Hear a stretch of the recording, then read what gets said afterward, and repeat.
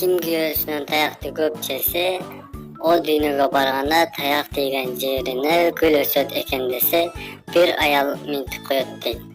Öyle anda men o düğünüge barganımda gül bak bolup ketet ekenim de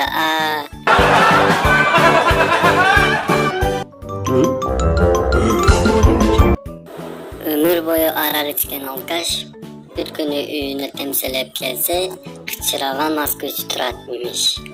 Ayalı alkaş, sen içken araktın bötölkülerin çoğultup, şunu aldım dese anda alkaş ayalını uğrat dedi.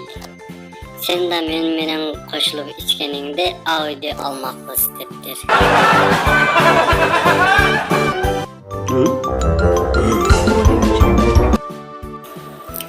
Şeytan bir bahçede kölüküde es alıp tatkanını görüp perişte tan kalıp. Şeytan, niye tinç çatasın? Birinci yolu körüp çatam. Bir adamlarda azgırıp, bir adamlarda uğraştırıp, bir adamlarda uşaktaştırıp çürçeğimiz belen dese anda şeytan.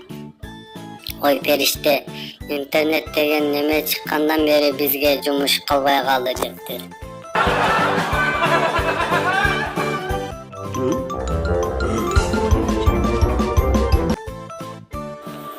Kız yigit çoğuluşup, söyleşip yürüşüp, bir günü dağa yoluşup, pazar kıldırıp balağın akçası çok bolot. Her nersenin canından ötüp, şaşlıktın canından ötüp baracatsa kız aytar. Çıtısı onun eken dep anda bala, cür anda dağa ötüp degen eken.